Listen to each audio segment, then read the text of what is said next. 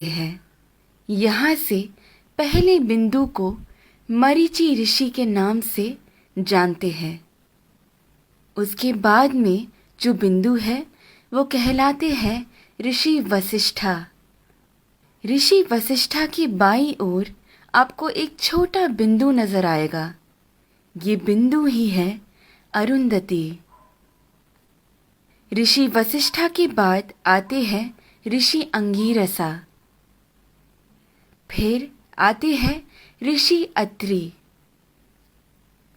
फिर दाईं ओर की तरफ मुड़ते हुए जो बिंदु आता है वो है ऋषि पुलस्त्य। उसके बाद आते हैं ऋषि पुलह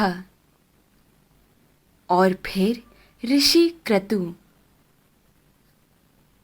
ऋषि पुलह और क्रतु के अंतर को 5 गुना मिलाकर नीचे की तरफ आएंगे तो वहां बसे हैं ध्रुव नक्षत्र।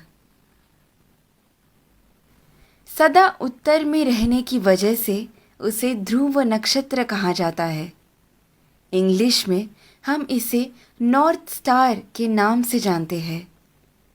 बाल्यावस्था के ध्रुव नक्षत्र अगर उत्तर में बसे हैं तो वृद्धावस्था के अगस्त्य नक्षत्र दक्षिण में बसे हैं। अगस्त्य और ध्रुव नक्षत्र हमेशा उसी स्थान पर ही पाए जाते हैं। इन दोनों के बीच में मौजूद आकाश गंगा सतत घूमती रहती है। इस कारण से हमारी धरती अक्ष के ऊपर घूमकर घूमती रहती है। ये सच है कि सारा जगत भगवान के इर्द गिर्द घूमता रहता है, लेकिन वो हमें कभी नजर नहीं आ सकता। भूमि के अनेक कालों में से उसे 4 काल में छांटते हैं। ऊपर नजर आ रहा पीठ के बल सोया हुआ प्रश्न चिन्ह के आकार में बना हुआ सप्त ऋषि मंडल हमें वसंत ऋतु में ठीक ऐसे ही नजर आता है।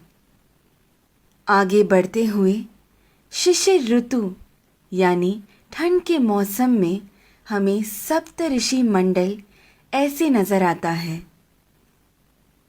फिर शरद ऋतु में जब सारे पत्ते झड़ने लगते हैं तब सप्त ऋषि मंडल हमें ऐसे पीठ के बल सोया हुआ प्रश्न चिन्ह के आकार में नजर आता है।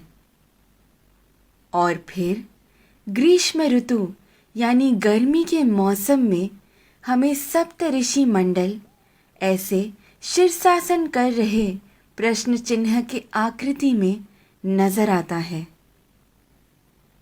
चाहे जो भी हो, जब हम ये सारे प्रश्न चिन्हों को एक साथ में देखते हैं, हमारे सामने एक विशेष आकृति हमें बनता हुआ नजर आता है। वही कहलाता है हमारा स्वस्तिक। स्वस्थ का मतलब है आरोग्यवान। स्वस्तिक का महत्व मेरे पिता मुझे हमेशा से बताते आए हैं, लेकिन हर क्षण प्रयोग में ला रहे इस स्वस्तिक का जन्म कहाँ से हुआ ये आज मेरे पिता द्वारा जाना, जो आप सभी में मैंने बांटना चाहा। ध्रुव नक्षत्र को देखते हुए हमें ये मालूम होता है कि हम पूरी जिंदगी जिस दिशा की ओर बहते जा रहे हैं वही है उत्तर दिशा। इसीलिए शायद हमारी भूमि पर भी दक्षिण में अधिक जल है और उत्तर की ओर अधिक ज़मीन है।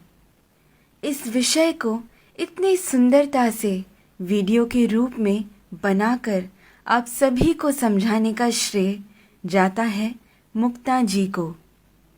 धन्यवाद। तत्परा अहोरात्रा।